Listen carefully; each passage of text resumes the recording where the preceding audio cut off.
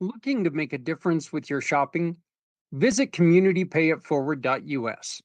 Select the mission or cause you want to support and scan the QR code. You have two options. Click the first link and browse our giving partners, or use the second link to tell us what you need, and we'll find the right partners for you. Shop with these partners and keep your receipt or invoice. Next, click a picture or simply upload a picture of your receipt to the portal in every form, adding your name and email address. Your purchase now turns into a donation to the mission you've chosen. Community Pay It Forward shares your business story with those in need of your services to rally support for those who need us all.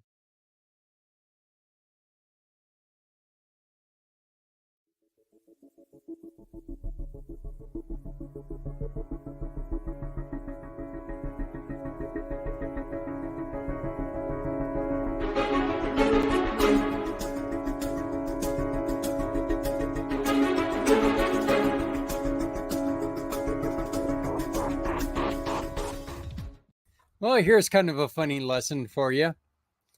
Have your hands off the mouse when you go to sneeze, or you're going to hit the wrong thing. Even if you're not ready to start a show, you're going to start the show anyway. Hey, everybody. My name is Zach Clayton. President and founder of Community Pay It Forward, Community Dare to Carry, and the PAC channels. Welcome to Footprints Forward, where our goal is to tell the story of people who have suffered with mental health issues in order to try to spread the word, spread their story, and save lives. Our guest today is going to be Toni LaShaun, who is a beautiful, beautiful young lady who is dealt with anxiety and depression for quite a while, since college is what she says. And she used her artistic abilities to be able to take and create something beautiful and try to help other people along the way. This is it's a really eye-opening interview for me, because I always learn a lot when I talk to people who do things in faith, due to faith, due to religions, because I am not a outright religious person. I am a person who believes in a lot of things, but there's no one, to me, there's not a single religion that really speaks directly to me. So when I hear people like Toni talk, it's really kind of neat. She's able to take and help me to understand what she goes through. Right here, you're looking at her website, which is ToniLaShaunMusic.com. ToniLaShaunMusic.com. And if you go in here, there's all kinds of things that you can see. As you see there, you have a chance to investigate her bio, go to her music, her speaking pages, and buy some of the merchandise and some of her devotionals and other things. And we're going to talk a little bit. We don't get into those that much on this interview, but I think that we're going to try to get that the next time. So, without any further ado, I am proud to bring to you this wonderful interview I did with Toni. We recorded this last week, and I really enjoyed myself, and I hope you enjoy it as well.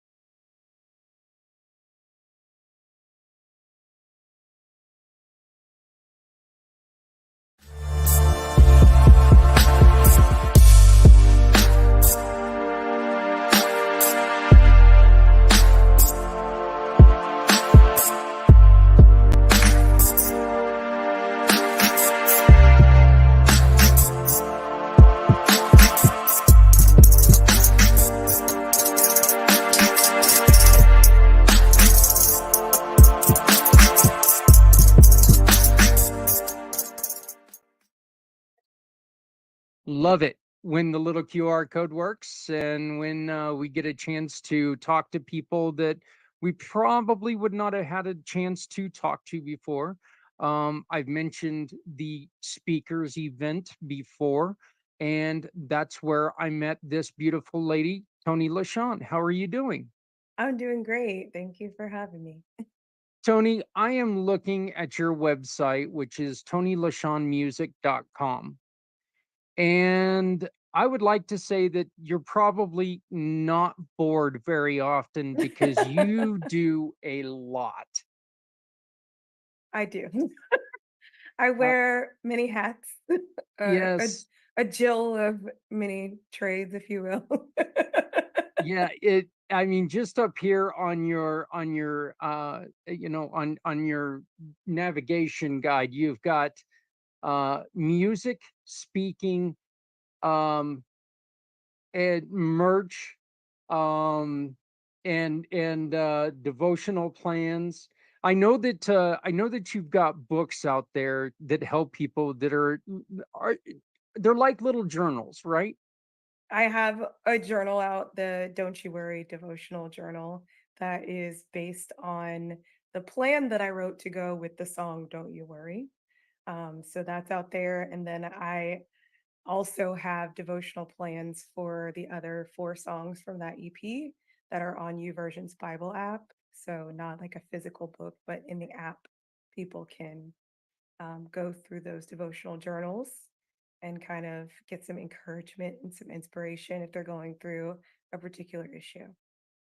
Tell me, Tony, what is it about writing that helps you out? Writing is one of my therapies, I will say. Writing helps me to focus in on what the actual issue is that I'm dealing with. One of the things that I learned from my recent therapist was that my feelings are indicators. So it's okay to feel my feelings. I was the type of person that would like bottle up my feelings. And so he encouraged me to go ahead and feel my feelings because they are indicators of something that's going on.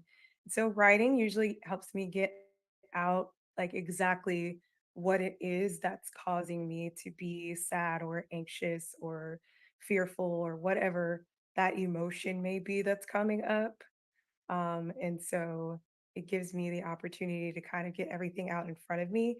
Then when I see things in writing, I can kind of go through them and know what I can handle. I can go find scriptures that are encouraging that deal with that particular issue, or it helps me to know how to talk to somebody about that problem.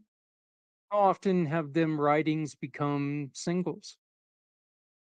So it varies. So, um, I debuted my first EP 2 years ago, and it has 5 singles on it, and then since then, I've done remixes of 2 of those songs, but I've written Probably over 100 songs, probably more than that. I have lost count. And some of those songs are for me, just to kind of get me through that particular issue, that particular whatever season I'm in, or there to express my feelings, even not that, trying to say that I'm like sad all the time or anxious all the time.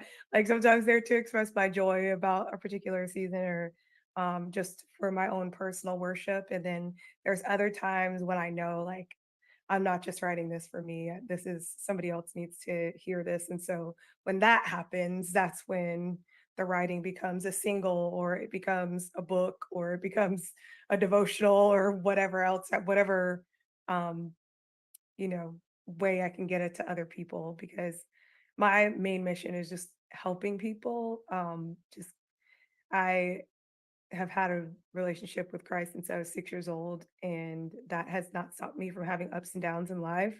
But I know that I was put here on this earth to encourage other people and to help them through by shining the light of Jesus and by sharing the love of Jesus. And so, he gave me this beautiful talent of writing. And it not only helps me, but I try to use it to help other people. Well, people are going to find out that you've also got a beautiful talent of singing. We are going to play the original version of Don't You Worry after we're done talking. When I sign you out, we're going to go on ahead and we're going to play your video. And I thank you very much for giving us permission to do that. Um, so Don't You Worry that's the start of all this. Don't You Worry. I wrote Don't You Worry in 2003. So, like 21 years ago, I was just coming out of law school. I realized halfway through law school that I did not want to be a lawyer. So I was kind of having a quarter life crisis, trying to figure out what to do with my life. I discovered while I was in law school that I had generalized anxiety disorder. I always knew that something was going on with me, but it never had a name until I was about 24 years old.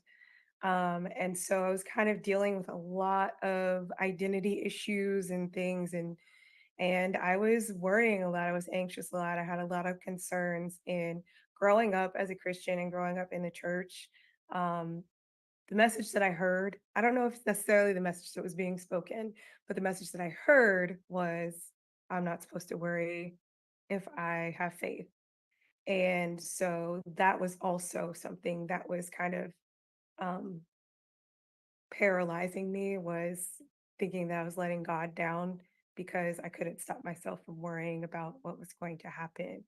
And through like prayer and reading scriptures, I just kind of started writing out like what it feels like when those episodes of anxiety come over me.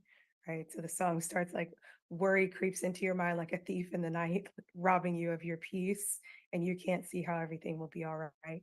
Like that's where I was in that particular point in my life.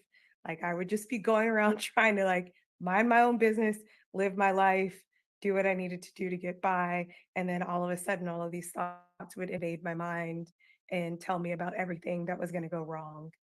And any sense of peace or calm or, thinking that I had things under control just went right out the window. And so that's where that song came from. And it started off as one of those that I talked about before. That was for me to like help me get through things. Um, Back then, a lot of the writing that I was doing was just more of that like therapeutic writing. I just liked writing songs and poems and writing things out in my journal. About 8 years after that, my grandmother passed away, and I sang at her funeral. And one of my cousins was asking me what I was doing with my gifts, basically, in the kindest way. But she was like, "You're talented, and you have these talents. Like, what are you gonna do with them?" And so that next summer, I started looking into recording some songs that I had written that I felt like other could help other people. So I recorded an original version of "Don't You Worry" back in 2012 that a lot of people liked. I had it on my YouTube channel, and um, you know, people really kind of vibed to it. It was like a kind of pop version that wasn't really me. I thought of it as more as a song that I could pitch to other artists. So when I started pitching to artists as a songwriter, once I had like a big enough catalog and I started pitching to publishers and other artists, that was a song that always gained the most traction. And I feel like it's because so many people could relate to it and they could relate to the message because we all have anxiety and stress about different things. Not everyone has it to the level of people that have anxiety disorders, but we all have issues with like our relationships, our family, our finances, our future that just kind of put us into a state of a panic. And so that song was just meant to like encourage people that they don't need to worry about all of these things because God cares for us and he'll work it out for you. And so I actually kind of flipped the script on something. There was the verse Philippians 4 and 6. That verse kind of haunted me for most of my life because it said be anxious for nothing at the beginning of it, and I was like, I'm anxious all the time. So I am a terrible Christian and I'm really bad at this because I'm anxious all the time. But actually used that scripture to encourage myself and encourage other people that goes on to say that you can take all of your cares to God for he because he cares for you and find things to be grateful for. And so when I decided that I was going to do release an EP, I knew that the song had to be on there. So I updated it and made it more like my style of music. So the original version's like a kind of Dance upbeat, mix. jazzy. Yeah. Yeah, you've also got, yeah, you got a dance mix on here. Mhm.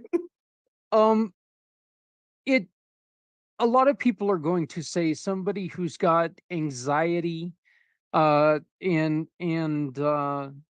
even, well, anxiety issues, music is probably not a great place for them because you're always being judged. Mhm. Everybody's always judging people anyway, but especially in music. Well, this person sounds a lot like this, or why did they say this there? That doesn't make any sense, or something like that.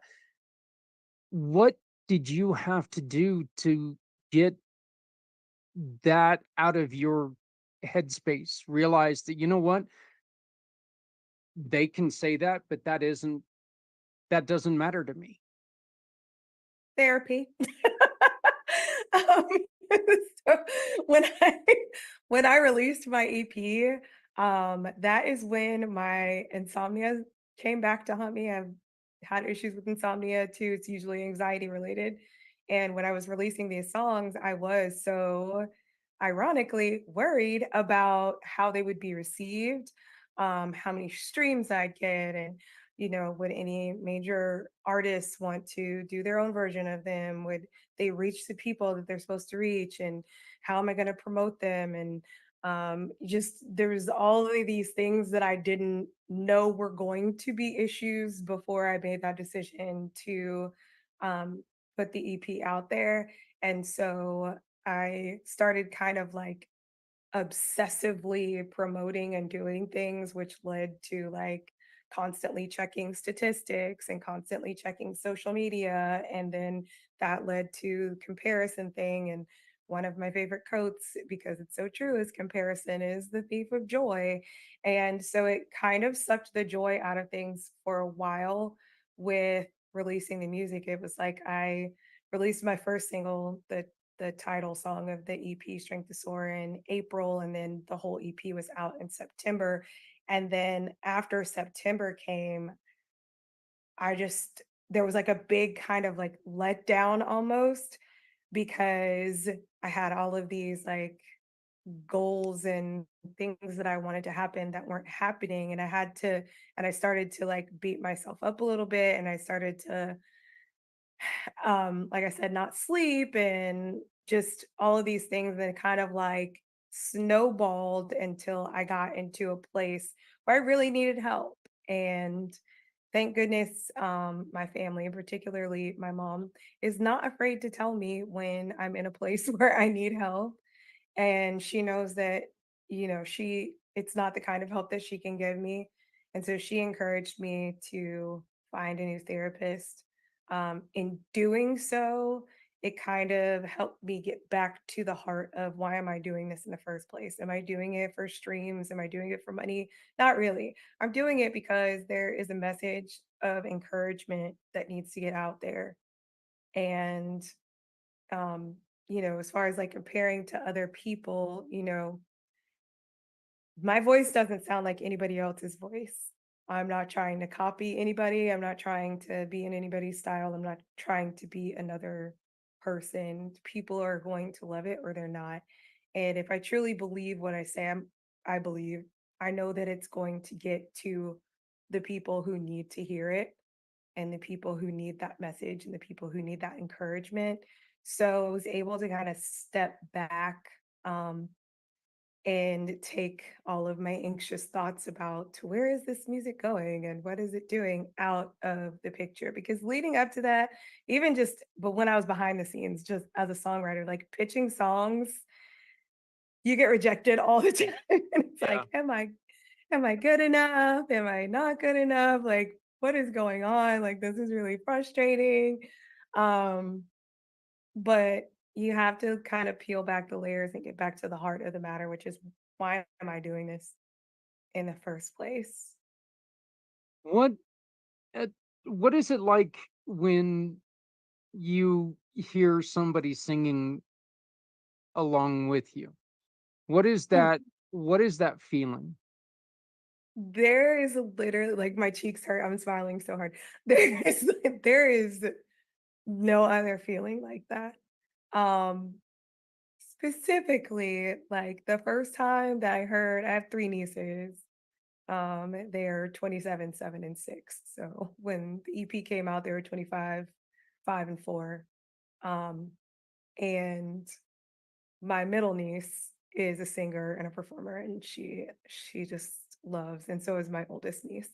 But they like hearing them sing the song, especially the little one and her little baby voice, like when she was little, she couldn't even pronounce all the words right, but like she knew all the words and she picked up on the melody so easily, and just like the joy that she exudes when she sings it. And then last year, my oldest niece, who we called the first niece, she had a performance. She was actually out performing and she sang my song Strength to Soar in her set.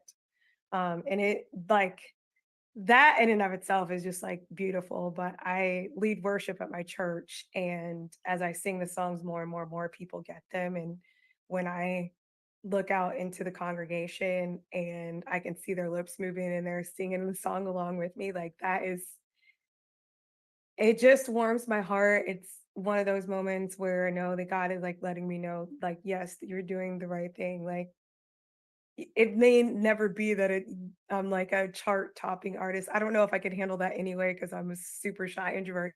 But like, but just knowing that the music touches someone so deeply that they took the time to learn the words of the song, like one of my lesser known songs I sang during our Resurrection Sunday service. And one of the brothers at my church came to me and he was like, "That is my favorite song on your EP. I'm so glad you sung it." And it's one of the ones that has like the least streams and the least plays, but like that's his song.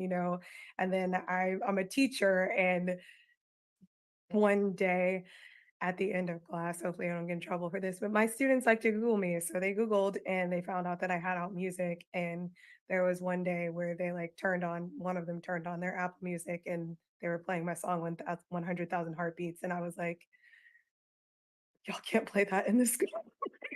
I was like, and they were like, Miss Worley, this is our jam. That's actually my oldest son, he teaches in Japan, and he he basically he's got a second job himself. He's a professional wrestler. And so every once in a while, he's supposed to be this big bad guy, and all of a sudden one of these kids will show up at one of his shows, and then all of a sudden he becomes, the cuddly Yeah. teacher guy. But it is so funny because he'll go into class and he'll have gashes or bruises or something. And he used to think, hey, I'm going to get in trouble for this. I don't know how the schools love it because the kids are so enthralled with it. They know that he's not out fighting, he's not getting into bar brawls or anything, that they know what he does. But it is so funny because you sit there and he'll take a picture with all these kids coming up and just playing. But it is, I love hearing about that interaction with the students. I think that's neat because you hear so many bad things that are going on with teachers, and that's just something that you can tell they're touching, that you're touching their heart. Yeah, it's not something that I'm like in class, like, hey, go check out my EP because it's a touchy subject. I teach in public school. I sing Christian music. So I don't like say it, but it's if they do a Google search, that's one of the first things that comes up and they get curious and they listen. And at that point, they're at home and that's their parents like their prerogative whether they let them do that or not. So Well, yeah. you know what, parents, this is coming from Zach, not Tony. Okay, this is coming from Zach. Let it go. Just let it go. She, I mean, hey, she's talented. I did notice the one thing on Don't You Worry when I was listening to it as you came on. You've got a lot of pitch in your voice. You've got different pitches in your voice. You've got a really wide variety in how you sing. Did you have Is this natural talent, or is this something you picked up throughout the years? Was there classes involved? So my dad sings. My dad is a singer. His sister, my aunt who passed away in 1998, she is a musician. My sister is a singer. My brother sings. We have a lot of musical people in our family. And so I grew up with my dad and my sister singing, and my sister was in chorus in school. I tried chorus for 1 year. It was not my jam. It was not didn't vibe well with it. I didn't like the music. It didn't I That wasn't the way I learned. We did youth choir at our church when we were young, and that also didn't last for very long. I kind of went to the usher board because comparing myself to other people who were in the choir, I didn't think that I had the type of voice that was right for singing. And so I kind of grew up thinking like I could hold a tune, but I couldn't really sing. And then in 10th grade, in ninth grade, I saw a musical that my school put on, and I was like, I'd like to do that. I'd like to act and like sing while I'm acting. And so I tried out for the musical the next year and got a part in the ensemble. And so, really, my journey to learning how to sing started in musical theater. So people are always like, "Your voice is so powerful." And I'm like, "Well, before I learned to sing, I learned to belt." Like, like before I actually learned anything else about singing, I learned how to project my voice because I was singing from stage and I needed to enunciate and I needed to make sure that the people in the back row could hear the same thing as the people in the front row. So I learned power before I learned control.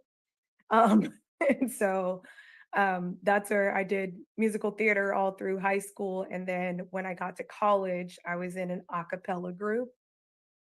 Mind you, I still don't know how to read music. I've never learned how to read music, but I can hear sounds and I can mimic them.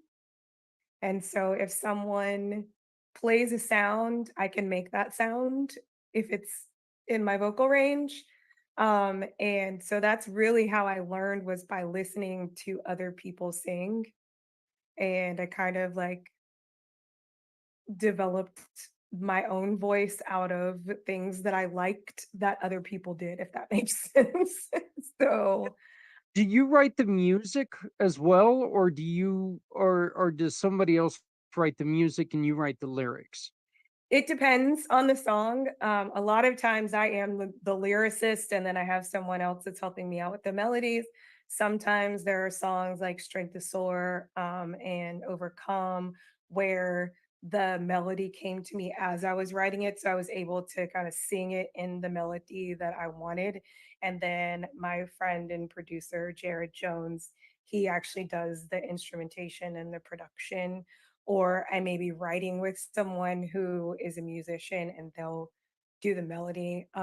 When I'm writing music, it's funny because we'll sometimes have a concept, we'll sometimes have a melody, or we'll have some lyrics. And like if I'm working with someone who's more of a melody person, they come up with a melody. I'm like, hey, can you just play that like 10,000 more times and I'll put some words to it? So it's like, just keep playing it on a loop and eventually we will have a song. It's something that I've become famous for in songwriting rooms is sitting quietly in a corner and then all of a sudden popping up with like finished lyrics. Like, Mm. I'm like, y'all just keep talking, just keep talking, keep playing the melody, keep throwing ideas out there, and I will be over here putting some things together. And so we usually work in Google Docs, and I'll work on a separate Google Doc so I don't mess up anybody else and kind of do that. And then I'll just like be like, okay, what do you think about this? And slide it into the Google Doc where everybody can see. And yeah, so I mostly focus on lyrics and leave the music to the actual musicians who are formally trained or better trained than I am at playing instruments. I can pluck out notes. I can find, like, if I sing something, I can find those notes on a keyboard. And there's fortunately now with technology, there's apps and things like that that will either let you take what you sing and convert it into notes, or you can kind of find the notes on there and put the sounds together. So I use those when I'm by myself.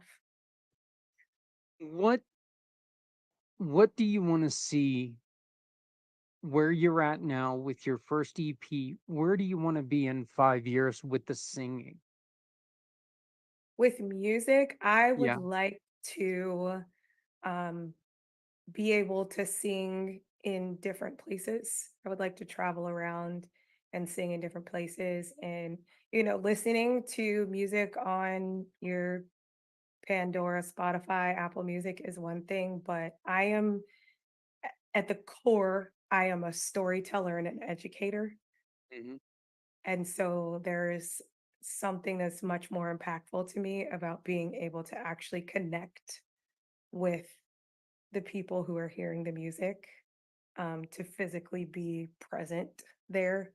So that's actually what I'm working on right now is trying to create more opportunities to be able to go, whether it's churches or youth camps or whatever the situation may be in different venues, and be able to sing to people. Well, you spend a lot of time on stage. You also have your signature talk is called Not Today Anxiety. Yes. Can you tell us a little bit about that? Yes. So, as I mentioned before, having been diagnosed with generalized anxiety disorder um, about half of my life ago, I've lived with it for a long time. And for a lot of that time, just tried to like ignore it, bottle it up, pretend it didn't exist, which does not go well because that usually turns into me having some sort of emotional explosion that doesn't need to happen. So last September, I was in that kind of place where, like I mentioned before, I needed some help. And I went to therapy. I found a really great therapist who would not let me manipulate him out of doing the hard work. And I tried. He'd be like, "What are you thinking?" And I'd be like, "Nothing." Like, and he wouldn't let that go until I actually told him what I was thinking. And so he kind of guided me through doing some of the hard work. What we realized in that time was that um, I'd suffered through several deaths of friends and family in a short period of time, starting in February of 2020 with my grandfather. and I had not actually dealt with or allowed myself to grieve during that time period. Instead, I just kept doing more things to try to cover up my feelings, to try to be strong for other people, to try to ignore the fact that I was hurting. On top of that, I kept looking around at my life. I'm 46 now, I was 45 last year. I was looking at my life, and it was not the life that I expected to have at 45, and kind of like questioning my choices and how did I get here and all of these things. And that was also a form of grief. So, at the base of my anxiety in this season, it was grief. In other seasons, like when I got out of law school, my anxiety spun out of control because I was just having an identity crisis. I didn't know who I was. I didn't know what I wanted to do. I didn't know what I wanted to be. I had kind of lived my life to please other people or to do things that I thought would make people respect me and like me, but they weren't actually things that I had a real passion for doing. So, in different stages of my life, ignoring certain feelings or things that I'm going through has exacerbated my anxiety. And for people that are unfamiliar with anxiety disorders, with regular anxiety, yes, you might worry, you might cry, you might panic, you might like, and it's a normal thing. Like you worry, you get like a bill in the mail that you weren't expecting and you don't have the money. Of course, you're worried about where am I going to get the money, or if a loved one falls ill, you're like you want them to be well, and that's all well and normal. With an anxiety disorder, what happens is that thing that happens is then multiplied in your mind and catastrophizing starts happening. And so your thoughts kind of snowball and spiral out of control to the point that you become frozen, paralyzed in that place. You might have panic attacks. I started having panic attacks when I was 18 years old. I had no idea what was happening. That I thought I was having like mini heart attacks because of the way that my chest would tighten and I wouldn't be able to breathe.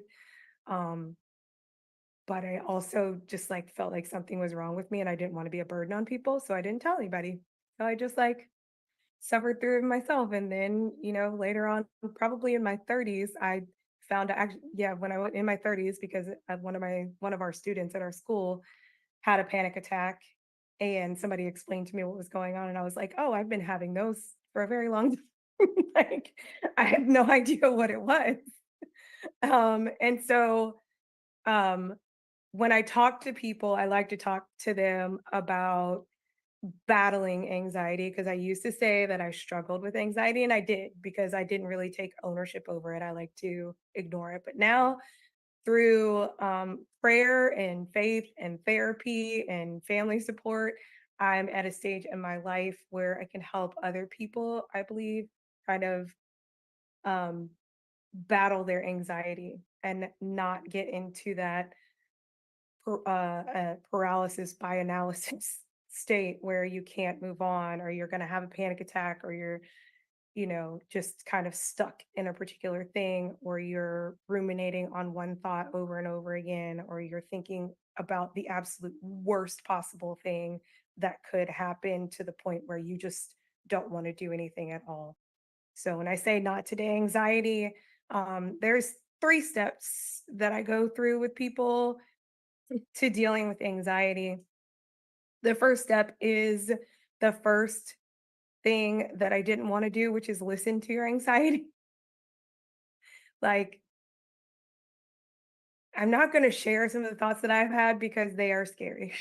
Um, but there are times when my mind goes places to deep, dark places. And instead of confronting that, I would ignore it. Now I have learned to confront that. Okay, why are you thinking that? What got us here? Let's back this all the way up. Where did this thought start? Okay, and what is that issue? Because, like I said before, that feeling that we have is there for a reason.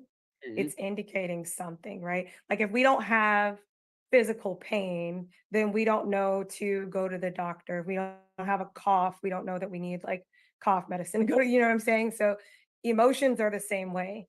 Emotions hit us in a certain way to let us know there's something we need to address, right? And so if we ignore it, it just keeps festering and festering until it becomes something that could be an issue that you really cannot handle yourself. So the first thing I tell people is no, listen to what your anxiety is saying, which is I've told people all the time, my thoughts are a scary place. There was a time when I would not sit in silence because I was afraid of what would pop into my head. And so I just would refuse to like there would be some sort of noise on and around me all the time. If I'm in my car, the radio's on. If I'm in my house, the TV's on. I'm talking to somebody, I'm doing something, I'm looking at something online. Some kind of noise has to happen to drown out what's going on in my brain.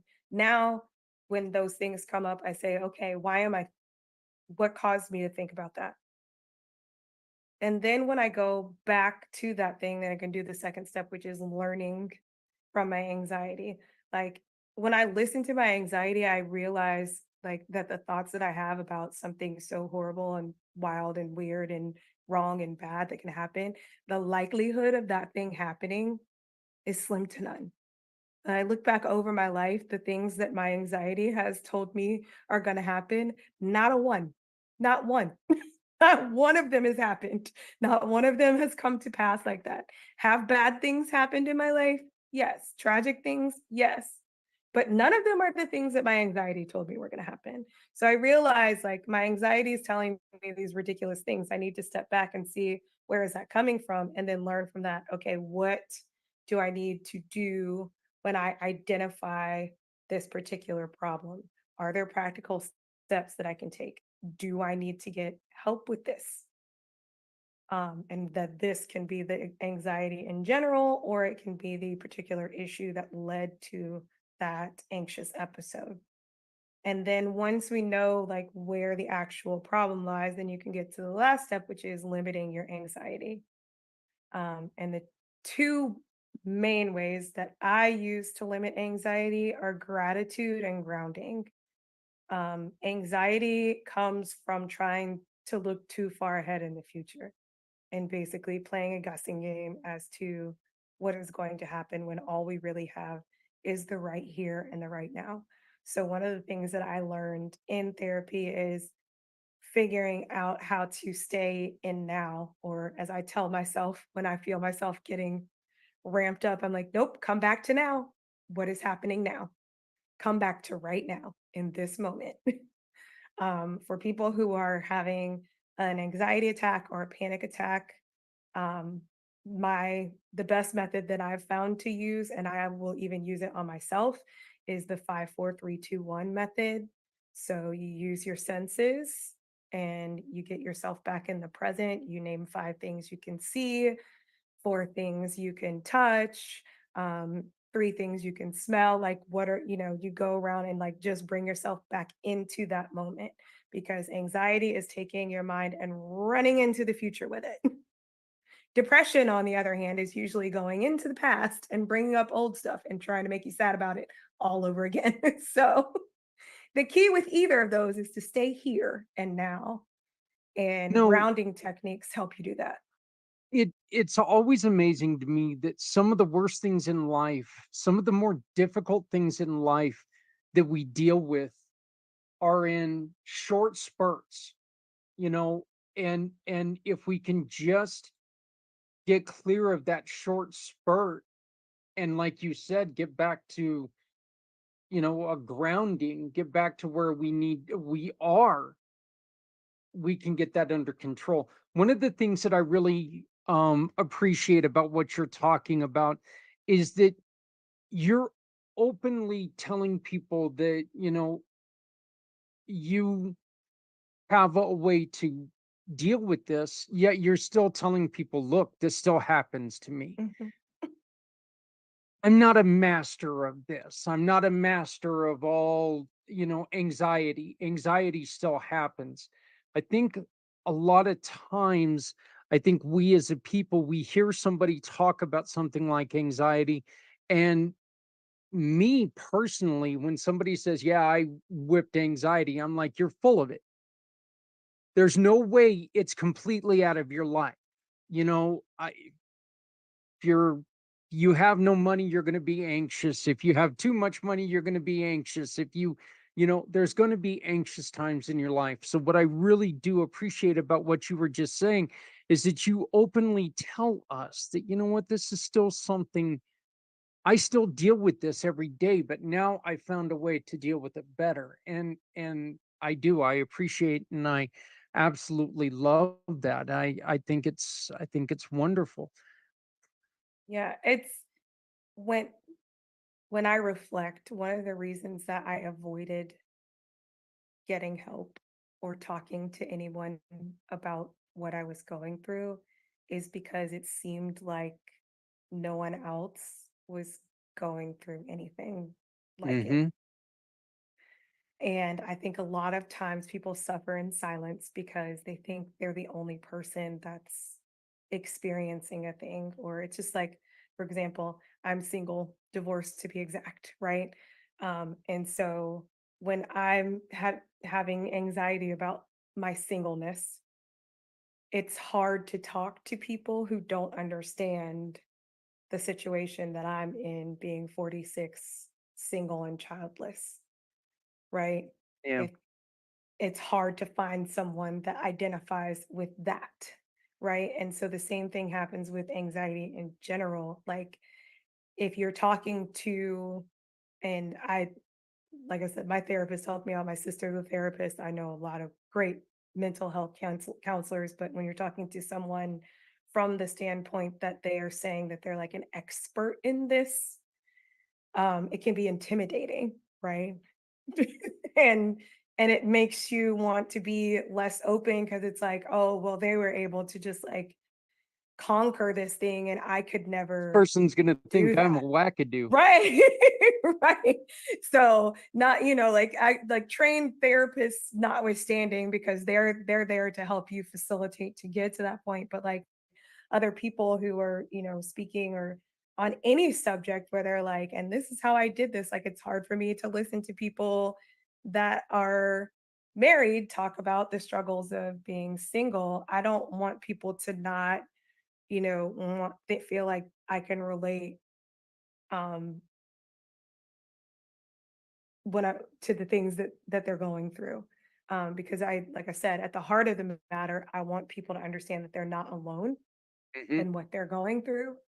And that those have always been the things that are the most helpful to me, is when I feel like the person who is speaking or the person who is writing or the person who is singing or whatever, when I feel like they can identify with my pain, my emotions, what I'm going through, then I'm more likely to listen to that song. I'm more likely to read that book. I'm more likely to listen to that person speak. I think a lot of what happens is we're afraid to be vulnerable and transparent. A lot of people put on a cloak of like perfection and like I'm a guru with this. Like I've had a lot of people that are like, you should become a coach. And I'm like, why? Like I I'm still struggling. Like, Yeah. or take that back. I'm still battling. I won't say I'm struggling, but I am still battling. Like this is a battle. Like every morning when you wake up, there's a fight for you. Like, is your flesh or your spirit gonna win today? Like, is your anxiety or your faith gonna win today? Like, every day I'm fighting for my life. But the difference is I'm fighting from a place of victory now because I know different steps that will help me handle it. Right. So I just want to encourage people that there is hope out there, and I want them to know, like, yes, I somebody chastised me for saying like I have anxiety, like stop claiming it. I'm like, no, I mean it is what it is. You know I what? have I Here's have anxiety. Anxiety Yeah. doesn't have me though. Like that's like as long as it doesn't have me, we're good. Yep. And this is one of the reasons why I started this show, is because you know what? Somewhere out there, Tony, there is another 46-year-old childless mom or childless lady who's looking for someone else who's been through that situation. We've thousands and thousands of years of humanity, very few of us are going to experience something for the very first time. It's Mhm. already happened before. And where, yes, we feel alone a lot, and with anxiety, I'm pretty sure it's really hard to take and open your circle a little bit more. But if we can offer people like yourself to others, maybe we can help them out. And I appreciate you joining us today. This was so much fun. I'd love to have you back sometime soon. Um, I've really enjoyed talking to you, and I think that we've got so much more that we could talk about. Yeah, Would you this be has been willing to come back? absolutely. It's been great. Well, I appreciate that. Tony, how do people get a hold of you? The easiest way to find me is through my website, which is ToniLaShaunMusic.com,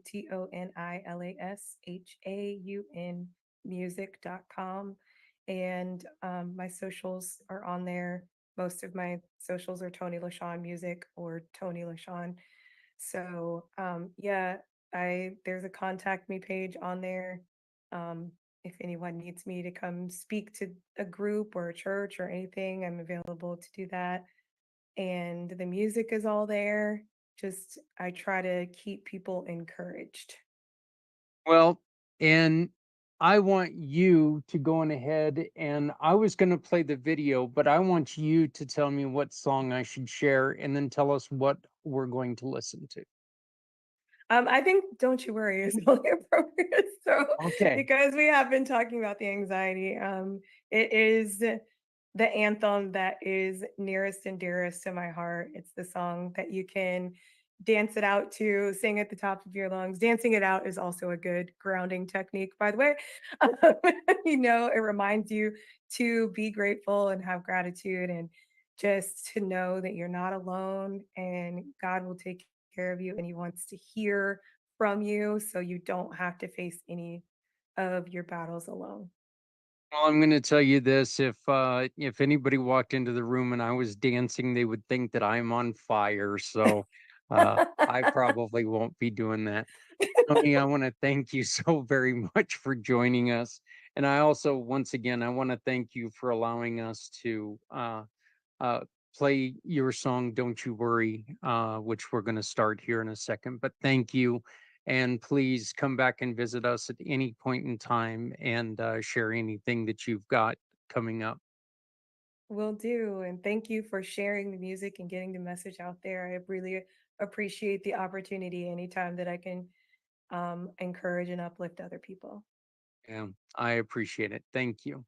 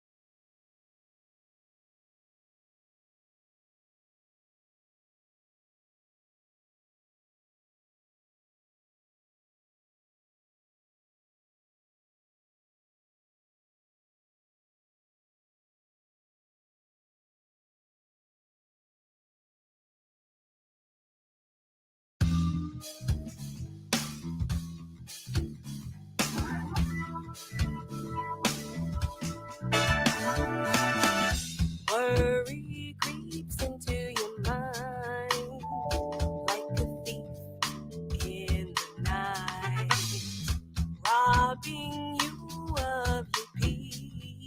You can't see how it will be alright. No need to stress about what God's already got worked out. Don't you worry about a thing. God is faithful and he will take care of you.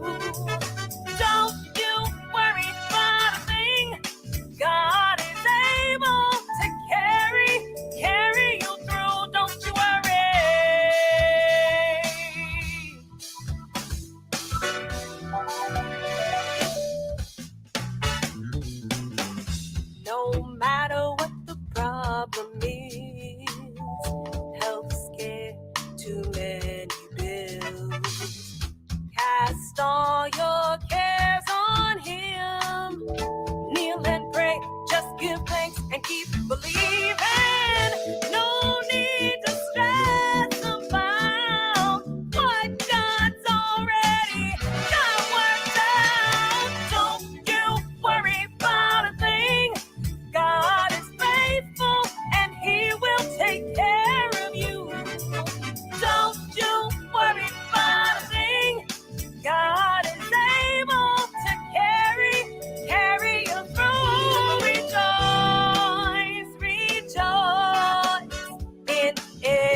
trial you go through.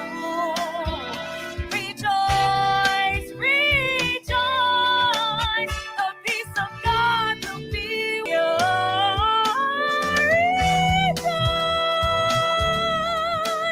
Even when times are getting hard, rejoice, rejoice, make your request known to God. Don't you worry about a thing. God is faithful and He will take care of you. Don't you worry about a thing. God is able to carry you through. Don't you worry about a thing. God is faithful and He will take care of you. Don't you worry about a thing. God is able to carry you through. Be anxious for nothing, but in everything, with prayer and thanksgiving, make your requests known to God, and the peace that passes all understanding will guard your heart. Don't you worry about a thing.